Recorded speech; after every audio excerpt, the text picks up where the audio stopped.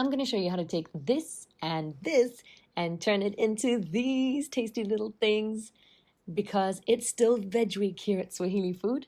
And of course, can't have veg week without veg samosas. Let's get started. Now, you want to just grind a few cloves of garlic, about 4 cloves of garlic, and I'm using 2 chilies here. Had a bit of a visitor halfway through, so I had to stop briefly. Toddlers never gets dull. He turns 3 tomorrow, by the way.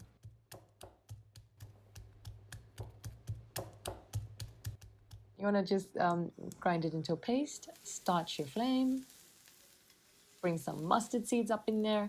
If you don't have mustard seeds, don't worry, it's not the end of the world. You can use cumin or omit it altogether. Improvise, guys. Make this your own thing. I then added some carrots and potatoes and gave it a really good stir, followed by a few spices, namely turmeric and cumin. Keeping it simple. You then want to add your garlic chili paste and give it a good smoosh around so that everything is well mixed. I didn't parboil my potatoes. Some people parboil theirs. I didn't want to parboil mine. I just wanted it to like soak up the full flavor.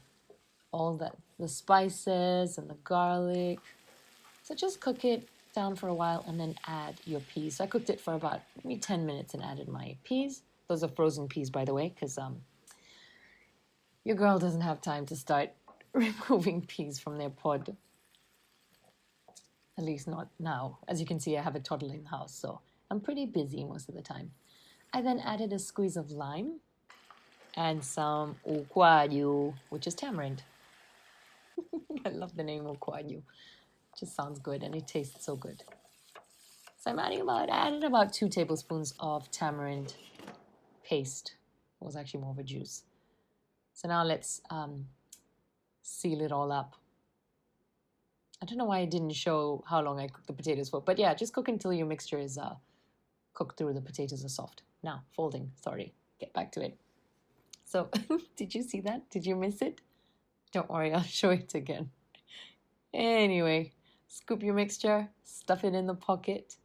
I made a glue with flour and some water. And that's what I'm using to stick the pastry together. Look at how easy it is. And they come out so neatly. Now, if you know how to do this, skip the next few seconds. If you don't, watch closely.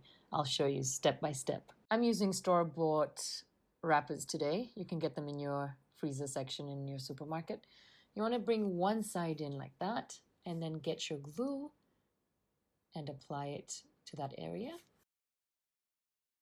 Add enough of the paste and then take the longer side like so and fold it. Make sure it's a nice seamless line. I'm going to show you that fold again just in case you didn't get it. Some people know things can pass you. Sorry, threw in some Swahili in there. Anyway, flip it over and you've got your small little pocket there. And that's where we're going to stuff our mixture. Oh, it is a good idea to also add a little paste to that section, just so your samosa doesn't go opening up through cooking. Definitely not something you want. So flip it over, pick it up in your hand, and just fill it up. So I added about 2, was it 2? 1.5? Yeah, 1.5 tablespoons of the mixture. You don't want to underfill because that's just stingy. And you don't want to overfill because then it's not going to close well. And it's going to tear everywhere. Now, are you watching? That was very easy, yeah? So I just